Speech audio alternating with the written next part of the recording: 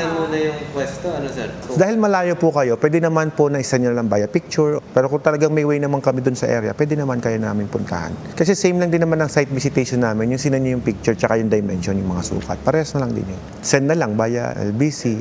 I don't really encourage yung palaging site visit ng site visit. Kasi sayang ang manpower, sayang ang effort.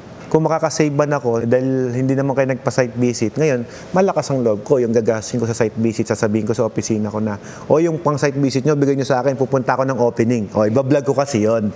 Doon ko na lang gagamitin yung panggastos. Di ba? Instead na pinapunta mo ako doon na nagpa-site visit ka, edi imbitahan mo na lang ako na i-vlog yung lugar ninyo. Ganon din yung gastos ko eh. Di ba? Pumunta doon, nag-site visit, titingin lang naman doon. Oh, ma'am, ito po gawin nyo. Naintindihan nyo naman yun, contractor kayo eh. Pwede nyo isend sa akin yung detalye, send nyo sa akin yung sukat. Kami na bahala mag-adjust sa machine namin. Yung machine naman namin, plug and play yan eh.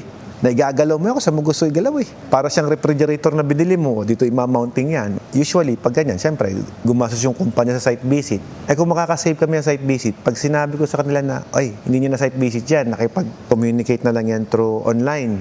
Aba, edi siyempre, yung budget ko for the site visit, napunta sa bulsa ko, sir, panggas ko, papunta doon, ang buntok. Diba? For my promotion ko na lang gagastusin yun. Wise move, di ba? Opening na lang.